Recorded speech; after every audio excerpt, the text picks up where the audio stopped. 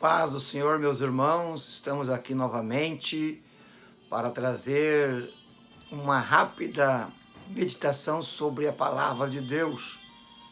E eu quero já te convidar de imediato a você que está chegando pela primeira vez nesse canal de estudo da palavra de Deus, canal a qual o nome é Paraguaçu Júnior. E eu quero te convidar a você se inscrever nesse canal, aqui embaixo está escrito em vermelho inscrever, se inscreva, clica aqui e você será mais um dos apreciadores, admiradores da palavra de Deus, a Escritura Sagrada, que Paulo diz: eu não me envergonho da palavra de Deus, do Evangelho de Jesus, é poder de Deus. E você deixa seu like, seu comentário, e se você quiser e puder, também você compartilhe esse vídeo com quantas pessoas você puder. E também fique até o final conosco para estudar sobre a palavra de Deus. Lá no livro de Êxodo, Deus manda Moisés fazer o tabernáculo. Deus manda Moisés fazer os utensílios de uma revelação divina, algo sobrenatural. E Deus deu detalhadamente para Moisés, de uma forma tão detalhada que Moisés não podia mudar nada. Então todo o tabernáculo e todos os utensílios que estavam dentro do tabernáculo, dentro da tenda da aliança, era feita de uma forma com todo cuidado, porque Deus tinha dado a revelação. E o tabernáculo era um lugar extremamente sagrado. Os levitas trabalhavam. Tinha lugar como lugar santíssimo do santo, onde só o sumo sacerdote poderia entrar uma vez por ano. E o lugar santo, só o sacerdote escalado para ministrar. Era um lugar, então, de um temor muito grande. Mas de tudo que ali estava, havia um dos utensílios que era considerado o mais sagrado, que era a Arca da Aliança. Que eu tenho aqui uma miniatura dela, a Arca da Aliança, né? Que era mais ou menos parecida com isso, né? Ela era um caixote feito de cedro, de cerca de 1 metro de altura, de largura, coberta de ouro por dentro e ouro por fora. E Deus mandou que Moisés fizesse 2 argolas, uma em cada lado, 2 em cada lado, e tivesse essa vara, que também era feita da mesma madeira de cedro, chamado vara de condução. Por aqui que os levitas pegavam na arca e conduzia a arca sagrada. Não era qualquer jeito, qualquer maneira, deveria ser levitas escalado, purificado, nos rituais do judaísmo hebraico, e conduzir com todo temor a arca da aliança. A arca era o objeto que não poderia ser manuseado por outra pessoa, nem tocado, e muito menos aberto ela para olhar o que tinha dentro. Era tão sério isso que o próprio Davi sofreu as consequências por não obedecer. Por certa vez, quando Davi assumiu após 40 anos de que Saul era rei, e Saul não teve temor, reverência com a arca que simbolizava a glória de Deus, a Shekinah de Deus, o poder de Deus. E Davi, quando assumiu sobre as 12 tribos, a primeira coisa que ele pensou: preciso da arca. Porque não pode ministrar, não pode ser rei, não pode ser ungido de Deus se não tiver a arca. A arca simbolizava a glória, a direção, o poder de Deus. Jamais alguém que dentro do reino de Deus possa fazer alguma coisa sem a glória de Deus. E Davi tentou inventar, trazer invenção religiosa para dentro do judaísmo. Colocou uma carruagem nova, puxada por 2 animais bonitos, fortes, diferenciados demais, e colocou o seu melhor amigo em cima da carruagem para levar a arca. A Bíblia diz que os animais tropeçaram e a arca balançou, e o amigo de Davi tentou segurar a arca, tocou na arca, aquele que não podia tocar, não era levita, não era sacerdote, e a Bíblia diz que um raio de Deus veio e ultrapassou o corpo dele, tirando a vida dele, mostrando que não podia carregar a arca, levar a arca, as coisas de Deus de qualquer maneira.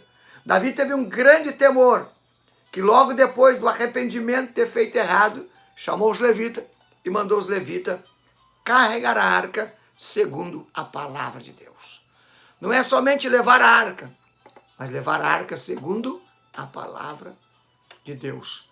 E a arca era feita de madeira, como eu falei, de cipreste, ou de cedro, coberta de ouro por dentro e por fora. E dentro da arca estava as pedras dos 10 mandamentos, um vidro ou um pote com maná, e também a vara, a qual Arão colocou ali no deserto, junto com as varas dos demais príncipes, 11 mais príncipes, onde a vara de Arão floresceu, deu flor, deu fruto, e aqui era símbolo de milagre.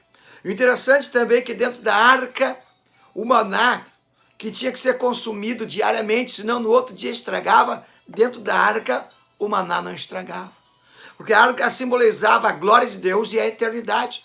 Por isso que os querubins aqui estão virados um para os outros, para o outro, e aqui é um símbolo de círculo, porque o círculo simboliza a eternidade. E o que estava dentro da arca era símbolo da eternidade, do sobrenatural, que não estragava. E a arca era tão interessante porque a Bíblia fala que a antiga aliança é a sombra daquilo que havia de vir. A arca, ela é de madeira coberta de ouro. A madeira simbolizava a natureza, como a igreja é de uma forma de uma natureza humana. A igreja tem defeito, a igreja tem falha, a igreja ela erra, ela tem flexibilidade. A igreja ela é sujeita a erros, porque a natureza humana ela erra. Mas a arca era coberta de ouro para não mostrar a natureza, não mostrar as falhas. E assim é a igreja. A igreja hoje não tem um utensílio sagrado como tinha outrora na antiga aliança. Hoje, as pessoas que são a igreja, que é a casa e morada do Espírito, ela é a condutora da glória de Deus, o veículo do Espírito. Só que Deus não pretende que nós demonstramos a nossa natureza. O que tem que aparecer é a natureza do Espírito, a divindade de Deus, a realeza de Cristo. Por isso o que aparecia na arca era o ouro. O ouro simbolizava a divindade. O ouro simbolizava a pureza. O ouro simbolizava o que era de mais valor.